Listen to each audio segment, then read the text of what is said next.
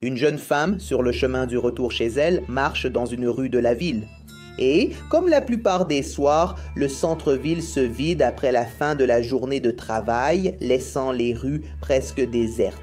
Elle déteste quand elle doit fermer le magasin et marcher seule jusqu'à l'arrêt de bus.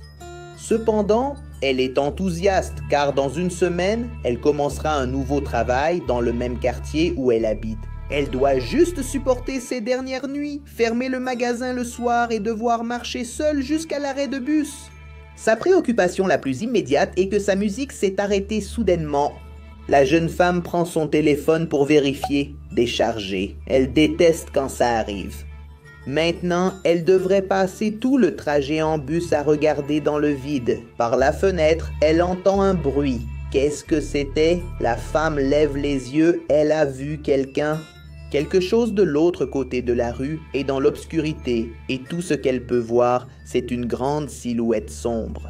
Elle ne regarde pas longtemps et recommence à marcher, accélérant un peu le pas.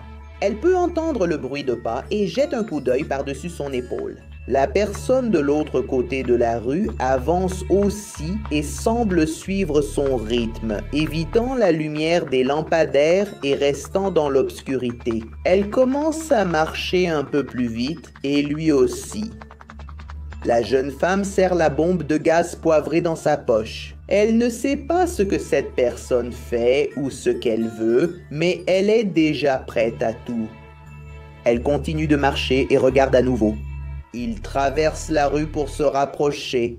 La jeune femme entre dans une ruelle et commence à courir follement. Elle va aussi vite que possible, du que peu. Elle se retourne, redoutant ce qu'elle verrait, mais il n'y a personne. Elle sort en courant encore, arrive à l'arrêt de bus et, enfin, s'arrête. Elle essaie de reprendre son souffle, regarde sa montre.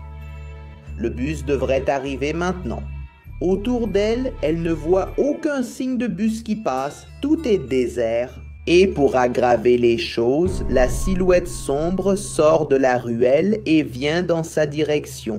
Elle sort le spray au poivre de sa poche et met son doigt sur la gâchette. La silhouette sombre continue de s'avancer vers elle, quand soudain la rue sombre s'illumine. La femme se retourne pour voir son sauveur. C'est le bus. Elle se retourne pour voir la silhouette sombre, mais celle-ci s'enfuit dans la ruelle, mec. Comme si la lumière repoussait cette saleté. La femme pousse un soupir de soulagement et laisse enfin un peu de la tension dans son corps s'échapper. Lorsqu'elle monte dans le bus, elle ressent un immense soulagement. « Ah, je n'ai jamais été aussi heureux de monter dans le bus. » Elle dit au chauffeur en passant sa carte, mais le chauffeur ne répond pas. En fait, il ne la regarde même pas, alors elle va s'asseoir quelque part. Le bus est presque vide et elle choisit de s'asseoir tout au fond près de la fenêtre pendant que le bus s'éloigne de l'arrêt. Elle pourrait presque jurer qu'elle a vu la silhouette sombre debout dans la ruelle en train de la regarder. Le bus traverse les rues désertes de la ville tandis que la femme regarde par la fenêtre et essaie de calmer son cœur en respirant profondément.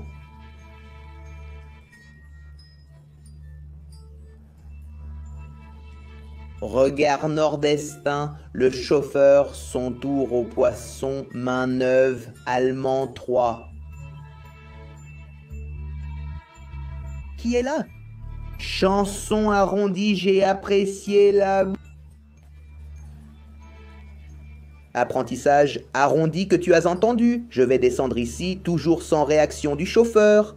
Et elle tend la main et attrape l'épaule du gars pour le faire la regarder, n'est-ce pas? Il s'effondre au sol et ses yeux montrent qu'il n'est plus en vie. Elle est terrifiée et se rend compte que le bus va s'écraser à tout moment, puisqu'il n'y a personne pour le contrôler. Hein, mec, mon Dieu! Mais quand elle regarde le volant, elle voit qu'il continue de bouger tout seul. Comment une chose pareille est-elle possible?